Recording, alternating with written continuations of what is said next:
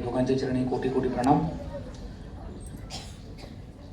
सद्गुरूंच्या महानिर्वाणानंतर सद्गुरूंची जीवनविद्या मिशनची पूर्ण धुरा आपल्या समर्थ खांद्यावर ज्यांनी लीलया पेलली असे सद्गुरूंचे सुपुत्र जीवनविद्या मिशनचे आजीव विश्वस्त आदरणीय प्रल्हाद दादा, त्यांच्या सुविद्य पत्नी आदरणीय मिलन वहिनी यांना विनम्र अभिवादन.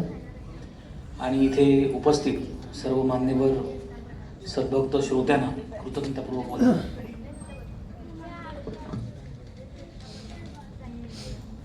माझा आता परिचय करून दिला, त्याच्यामध्ये दृष्टी या सदराखाली आपण भेटतो आणि दृष्टी या सदराखाली जिथे जिथे जातो तिथे आणि इथे येण्यामध्ये फरक आहे. तो म्हणजे सद्गुरूंनी 2006 साली जरी मार्गदर्शन करण्याची परवानगी दिली असली तरी 2017ला सगळ्यात पहिल्यांदा दृष्टीमध्ये मला दादांनी जी संधी दिली ती सोलापूर शाखेच्या व्यासपीठावर. आणि त्यामुळे पहिली संधी कायम लक्षात असते आणि त्यामुळे जीवनविद्या मिशन ज्ञानसाधना केंद्र सोलापूर याच्याशी एक वेगळं नातं आहे. काही जणांना असं वाटतं की 2017 नंतर आता 7 वर्षांनी येतोय. 7 वर्षांनी येतोय याचं कारण मला सोलापूर शाखा सातत्याने बोलवते, पण मलाच माझ्या शेड्यूलमध्ये जमत नव्हतं. पण सद्गुरूंनी तो योग जुळून आणला आणि त्यामुळे आज तुमच्यासमोर मी सद्गुरूंचा प्रसाद वाटायला इथे बसलोय. आपण विषय घेतलाय मन सर्व सिद्धीचं कारण. बऱ्याच जणांना माहिती असते आपल्या प्रत्येकाच्या इच्छा या पूर्ण व्हाव्यात असं प्रत्येकाला वाटतं. मग तो कुठल्याही वयोगटातला असो. शाळेतल्या लहान मुला-मुलींना सुद्धा वाटतं की आपल्या त्या त्या वयातल्या ज्या इच्छा आहेत ते पूर्ण व्हावे. कॉलेजमधल्या तरुण-तरुणींना पण तेच वाटतं. नवयुवक जे असतात त्यांनाही तेच वाटतं. नुकतं लग्न झालेले असतात त्यांनाही तेच वाटतं. प्रॉपर संसारी माणूस झालेला असतो त्यांनाही तेच वाटतं. आणि जे म्हातारे असतात त्यांनाही तेच वाटतं. कुठल्याही वयोगटामध्ये आता माझी कुठलीच इच्छा नाही आहे असा माणूसच असत नाही. म्हणजे अगदी काही नाही तर तो माणूस सांगतो आता माझी शेवटची इच्छा ही आहे की माझं सगळं छान होऊन मी वर जावं, म्हणजे ती परत इच्छाच आहे. म्हणजे याचा अर्थ इच्छा नाही असा कुठलाच माणूस नाही. कुठली नाही कुठली तरी इच्छा प्रत्येक वेळेला असतेच आणि ती इच्छा कोणीतरी पूर्ण करावी असं आपल्याला वाटतं. परमेश्वराने पूर्ण करावी, निसर्गाने पूर्ण करावी किंवा माणसाने कुठल्या तरी रूपात पूर्ण करावी अशी इच्छा पूर्ण व्हावी असं प्रत्येकाला वाटतं. तुम्ही यूट्यूबवर जर गेलात तर यूट्यूबवर असे असंख्य व्हिडिओ आहेत. असं पाणी प्या, तसं पाणी प्या, 10 दिवसात इच्छा पूर्ण होतील, बुटामध्ये मीठ घाला 4 दिवसात पूर्ण होतील, पेपरमध्ये अमुक अंक लिहा, खिशात ठेवा 24 तासात पूर्ण होईल. पण या सगळ्या व्हिडिओजमध्ये हे सगळे उपचार सांगत असताना एक गोष्ट कॉमन असते. तुम्ही जर तो व्हिडिओ बघाल तर तुम्ही कुठलाही व्हिडिओ बघा ते सांगतात तुम्हाला पैसा हवा असेल तर तुम्ही हिरव्या रंगाचे पेनाने ह्या हातावर हा आकडा काढा, त्या हातावर तो आकडा काढा, लाल पेन वापरा. या सगळ्या व्हिडिओजमध्ये एक कॉमन असतं आणि ते काय सांगतात की तुम्ही ही इच्छा पेपरवर लिहा किंवा हातावर तुम्ही तो आकडा लिहा, मनात इच्छा बाळगा आणि मनामधली सगळी निगेटिव्हिटी काढून टाका आणि मनामध्ये असा निश्चय करा की ही गोष्ट मला 100% मिळणार आहे, तेव्हा ती इच्छा पूर्ण होते. याचा अर्थ काय? ते जे काय करायला सांगताय त्याच्यामध्ये कमी सामर्थ्य आहे. सगळ्यात जास्त सामर्थ्य मनात आहे. मन तुमचं जर सामर्थ्यवान असेल तर मन तुम्हाला सगळं देतं. याचाच अर्थ काय होतो? मागायचं जर असेल तर ते मनाकडे मागायचं असतं. सर्व सिद्धीचं कारण म्हटलंय. सर्व सिद्धी म्हणजे काय? सर्व इच्छा. सर्व इच्छा पूर्ण करण्याची क्षमता ही परमेश्वराने आपल्या मनात दिलेली आहे. आणि असं असून सुद्धा त्या मनाकडे न मागता आपण इतर सगळीकडे मागत असतो. आपण जे शीर्षक घेतलंय ते तुकाराम महाराजांच्या अभंगातून घेतलंय. आता ताईंनी सांगितलं तुकाराम महाराजांचा अभंग आहे, मन करारे प्रसन्न सर्व सिद्धीचं कारण, मोक्ष अथवा भवबंधन सुख समाधान इच्छा ते. मने प्रतिमा स्थापिली मने मना पूजा केली, मने इच्छा पुरविली मन माऊली सकळांची. मन गुरु आणि शिष्य करी आपुलेची दास्य, प्रसन्न आपण आपणास गती अथवा अधोगती. साधक वाचक पंडित श्रोते वक्ते ऐका मात, नाही नाही आन दैवत तुका म्हणे दुसरे. म्हणजे मनाला देव कोणी म्हटलंय? यरागबाळांनी म्हटलं नाही. जगद्गुरु तुकाराम महाराजांनी हे सर्टिफाय केलंय की तुका म्हणे नाही नाही आन दैवत तुका म्हणे दुसरे. ज्या तुकाराम महाराजांनी आयुष्यभर फक्त पांडुरंगाचीच भक्ती केली, ते तुकाराम महाराज सांगताय की मनाशिवाय दुसरा कुठलाही देव नाही. त्याचं कारण त्या पांडुरंगापर्यंत जाण्यासाठी सुद्धा मनच लागतं. मनाशिवाय आपण तिकडे जाऊ शकत नाही. रामरक्षामध्ये शब्द आहे बघा, श्रीमद हनुमान कीलकम. तुम्हाला प्रभू रामचंद्राकडे जायचं असेल तर प्रभू रामचंद्राकडे जाण्याची जी किल्ली आहे ती किल्ली मारुतीराय आहेत. तुम्ही मारुतीरायांना इग्नोर करून, मारुतीरायांना डावलून तुम्ही प्रभू रामचंद्राकडे जाऊ शकत नाही. तसं हे जे मन आहे हे मन हनुमान आहे. जोपर्यंत तुम्ही या मनाकडे शरण जात नाही तोपर्यंत देवाचं दर्शन होत नाही. आणि देवाचं दर्शन म्हणजेच काय? आपल्या इच्छा पूर्ण होत नाही. मग आपल्या जर सगळ्या इच्छा पूर्ण करायच्या असतील तर आपल्याला मनाला प्रसन्न केलं पाहिजे. आपल्याला एखादी इच्छा जर हवी असेल तर आपण काय करतो? आपल्याला ज्याच्याकडून एखादी गोष्ट हवी आहे त्याला आपण प्लीज करतो. तुम्ही बघा कधी, म्हणजे एखादी गोष्ट देवाकडून हवी असेल तर आपण देवाला प्रसन्न करतो, पण एखादी गोष्ट माणसाला हवी असेल तर माणसाला खुश करतो. म्हणजे तात्पर्य काय? प्रसन्न किंवा खुश केल्याशिवाय समोरचा तुम्हाला पाहिजे ती गोष्ट देत नाही. असं कधी होतं का? एखादा माणूस तुमच्यावर भयंकर वैतागलाय आणि मग तो तुम्हाला तुमच्या मनासारखं देतोय? अजिबात नाही. तुम्हाला एखाद्या माणसाकडून जर काही हवं असेल तर तुम्हाला त्या माणसाला खुश करावं लागतं. तुम्हाला एखादी गोष्ट देवाकडून हवी असेल तर तुम्हाला देवाला प्रसन्न करावं लागतं. अगदी तसंच जर तुम्हाला एखादी गोष्ट मनाकडून हवी असेल तर तुम्हाला मनाला प्रसन्न करायला लागेल. मनाला प्रसन्न करणं फार महत्वाचं आहे. त्याच्यासाठी आपल्या आयुष्यामध्ये मनाचा रोल काय आहे आधी हेच बऱ्याच जणांना माहीत नसतं. बरीच जण पहिली गोष्ट काय सांगतात, काही जणांना तर मन आहे हे पण पटत नाही, अजिबात पटत नाही. कारण काय आहे, मन हा एकमेव अवयव असा आहे की जो कुठल्याच एक्सरे मध्ये कुठल्याच MRI मध्ये येत नाही. मन कुठे आहे एक्झॅक्टली आपण सांगूच शकत नाही. काही जण असं सांगतात की शारीरिकरित्या जसं हृदय डाव्या बाजूला आहे तसं मन उजव्या बाजूला आहे. अगदी प्रामाणिकपणे सांगायचं तर हृदय सुद्धा डाव्या बाजूला नाहीच आहे.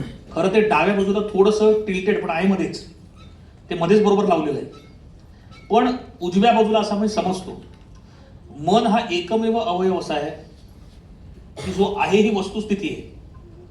कारण तो आहे म्हणूनच तर बाकी सगळं कळतंय, पण तरी सुद्धा तो अवयव कुठेही दिसत नाही. मग जर तो अवयवच दिसत नाही तर मग त्या मनाला प्रसन्न कसं करायचं? मनाचा आपल्या आयुष्यातला रोल काय आहे? अगदी साधा सोपा रोल सांगतो तुम्हाला. आता आपण हा जो दृष्टीचा कार्यक्रम ठेवला, आमच्या सोलापूर शाखेचे जे नामधारक आहेत किती लोकांपर्यंत पोहोचले? इथे किती लोक आली आहेत?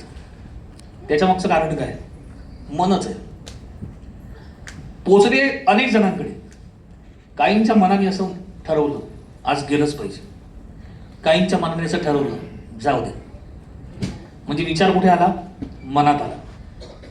एखाद्याने आपल्याला शिव्या घातल्या तर आपण काय सांगतो? माझं मन दुखावलं गेलं. आपल्या आयुष्यामध्ये एखादी गोष्ट जर काही वाईट झाली तर आपण काय सांगतो? मला मनापासून वाईट वाटलं. एखाद्याने आपल्या मनाविरुद्ध काहीतरी केलं तर आपण काय सांगतो? मला मनापासून राग आलाय. एखाद्याबद्दल आपलं मन जर भरून आलं तर आपण काय सांगतो? मी मनापासून कृतज्ञ आहे. एखादी गोष्ट आनंद देणारी असेल तर आपण काय सांगतो? मी मनापासून खुश आहे. याचा अर्थ राग जो येतो तो मनाला येतो, आनंद जो होतो तो मनाला होतो. दुःख जे होतं ते मनाला होतं, वाईट जे वाटतं ते मनाला वाटतं. काही जणांचा गैरसमज आहे की हे शरीराला वाटतं. जर शरीराला वाटत असतं तर माणूस गेल्यानंतर त्याची बॉडी जेव्हा ठेवलेली असते आणि जेव्हा जवळचे एवढे रडत असतात तेव्हा त्याच्या डोळ्यातून पाणी आलं पाहिजे ना. पण चैतन्य शक्ती गेल्यामुळे त्या ठिकाणी मन नसतं. मन नसल्यामुळे त्या शरीराला काहीच सुखदुःख नसतं. म्हणजे मनाचा रोल काय आहे हे लक्षात आलं पाहिजे. अगदी लहान असताना सुद्धा आपल्याला जेव्हा आपले शिक्षक सांगतात हे मनापासून वाच, मनापासून समजून घे, तिथपासून सुरुवात होते. म्हणजे आपल्या सगळ्या आयुष्यामध्ये मन हे इतकं मोठं केंद्र आहे आणि त्या मनाकडे इतकी अफाट ताकद आहे. पण ती ताकद आहे आणि ती ताकद यूज कशी करायची हे बऱ्याच जणांना माहिती नाही. मी मगाशी म्हटलं तसं यूट्यूबर्स जे आहेत ते आपल्याला त्या मनाला काय काय सूचना द्या हे सांगतात, पण त्या मनाला इच्छेसाठी तयार कसं करायचं, मनाला प्रसन्न कसं करायचं आणि त्या मनाकडून आपल्याला हवं ते कसं मिळवायचं याच्यासाठी सद्गुरू लागतात. त्याचं कारण असं आहे, तुम्हाला सगळी जी फिलॉसॉफी आहे ती एखादा तत्वज्ञ सांगू शकेल, पण काही गोष्टी अशा आहेत की ज्या तत्वज्ञाच्या पलीकडच्या आहेत. जीवनविद्या मिशन हे एकमेव असं आहे की जिथे तत्वचिंतकच सद्गुरू आहेत. तुम्ही सगळीकडे जर बघाल तर तत्वचिंतक हे सद्गुरू असतातच असं नाही आणि सद्गुरू हे तत्वचिंतक असतातच असं नाही. तत्वचिंतक म्हणजे कोण? जो एखादा तत्वज्ञान मांडतो, त्या तत्वज्ञानातून सगळं कसं मिळवायचं, काय करायचं ते सांगतो. आणि सद्गुरू म्हणजे ज्याच्याकडे दिव्यत्व असतं. तत्वचिंतक तुम्हाला मनाचं सगळं फंक्शनिंग सांगेल, मनातून मिळवायचं कसं सांगेल, पण ते सगळं मिळवण्यासाठी पुण्य नावाची गोष्ट लागते हे तुम्हाला तत्वचिंतक नाही सांगणार, कारण त्याची मर्यादा आहे. पण तो तत्वचिंतक जेव्हा सद्गुरू पदावर आरूढ होतो तेव्हा त्याला मर्यादा राहत नाही. पण काही सद्गुरू असे की जे अवलिया सद्गुरू होते, ते आपल्या कृतीतून समोरच्याला समजावायचे, तत्वज्ञान त्यांच्याकडे नव्हतं. अशा अवलिया सद्गुरूंकडे हुशार जर विद्यार्थी गेला तर त्याला तवरून ताकद कळतो. पण सर्वसामान्य विद्यार्थ्याचं काय? रामकृष्ण परमहंस हे अवलिया सद्गुरू होते, पण रामकृष्ण परमहंसांनी काही तत्वज्ञान मांडलं नाही. ते फक्त एखादं वाक्य सांगायचे, त्या वाक्यातून तुम्हाला बोध झाला पाहिजे. त्यांना स्वामी विवेकानंदांसारखा शिष्य मिळाला. त्यामुळे मेरिटमधल्या विद्यार्थ्याला ना तुम्हाला डिटेलमध्ये शिकवावं लागत नाही. तो मुळातच हुशार असतो, त्याला फक्त ट्रॅकवर आणावं लागतं. त्यामुळे रामकृष्ण परमहंस काय आहेत हे फक्त स्वामी विवेकानंदांना कळलं, बाकी कोणाला कळलं नाही. विसोबा खेचरे, विसोबा खेचरांनी जेव्हा संत नामदेव महाराजांची परीक्षा घ्यायचं ठरवलं, विसोबा खेचरनी पण कुठला तत्वज्ञान मांडलं नाही. अवलिया सद्गुरू आहे, पण विद्यार्थी सुद्धा नामदेव महाराज आहेत. त्यामुळे काय होतं, अवलिया सद्गुरूंना जर मुळातच हुशार असा विद्यार्थी मिळाला तर तो त्या संधीचं सोनं करतो. पण तत्वचिंतक सद्गुरू जर असेल तर काठावर पास असणारा विद्यार्थी जो आहे तो सुद्धा मेरिटमध्ये येतो. त्याचं कारण का? तत्वचिंतक सद्गुरू सगळे नोट्स देतो, हे फक्त असं कर, हे फक्त तसं कर, तुला आपोआप कळेल. आणि त्यामुळे जीवनविद्या मिशनमध्ये नामधारक भाग्यवान काय आहेत तर त्यांना तत्वचिंतक पण मिळाले आणि सद्गुरू पण मिळाले. आता सद्गुरूंनी जेव्हा हे जीवनविद्यारूपी तत्वज्ञान मांडलं त्याच्यामध्ये एक्झॅक्टली मनाचं महत्त्व काय आहे, त्या मनाकडून सगळं कसं मिळवायचं, मनाची पॉवर कशी आहे हे सगळं सांगितलं. आणि तसं जर आपण करून बघितलं तर मार्क माय वर्ड्स, तुमच्या मनात येणारी प्रत्येक इच्छा ही पूर्ण होऊ शकते. मनात येणारी प्रत्येक इच्छा ही पूर्ण होऊ शकते. मग तुम्ही म्हणणार तुम्ही इकडे बसला, तुमच्या सगळ्या इच्छा पूर्ण झाल्या का? नाही, माझ्या इच्छा पूर्ण नाही झाल्या. एखादा गायनेकोलॉजिस्ट असतो माहिती तुम्हाला, तो तुम्हाला सुंदर पद्धतीने डिलिव्हरी कशी होते ते सांगतो. पण कधी कधी काय असतं, तो गायनेकोलॉजिस्ट पुरुष असतो. आता तो तुम्हाला गायनेकोलॉजिस्ट म्हणून डिलिव्हरी कशी होते छान सांगेल, पण त्याची डिलिव्हरी होते का कधी? कारण तो पुरुषच असतो ना. गायनेकोलॉजिस्ट तुम्हाला छान पद्धतीने सांगेल पण त्याच्याकडे अनुभव असेलच असं नाही. पण आईकडे तो अनुभव असतो. आई तुम्हाला मोठमोठे शब्द वापरून नाही सांगणार, पण आईकडे जो अनुभव आहे त्या अनुभवातून तुम्हाला एक्सप्लेन करेल. हा फरक आहे शिष्यामध्ये आणि सद्गुरूंमध्ये. सद्गुरू ही आई आहे, त्यांच्याकडे अनुभव पण आहे आणि त्यांच्याकडे पूर्ण विश्लेषण पण आहे. शिष्य जो असतो तो गायनेकॉलॉजिस्ट सारखा असतो, तो सांगतो. आता मी हे तुम्हाला सांगत असताना मी तुम्हाला नाही सांगत आहे, मी मला सांगतो, कारण मला पण ते रिव्हिजन आहे. पण सद्गुरूंनी हे क्लिअर कट अख्खी प्रोसिजर सांगितली आहे. त्या प्रोसिजरप्रमाणे आपण जर केलं तर आपल्या मनात येणारा प्रत्येक विचार हा साकार होऊ शकतो. त्याच्यासाठी करायचं काय? पहिल्यांदा त्याच्यासाठी मनाचं महत्त्व कळलं पाहिजे.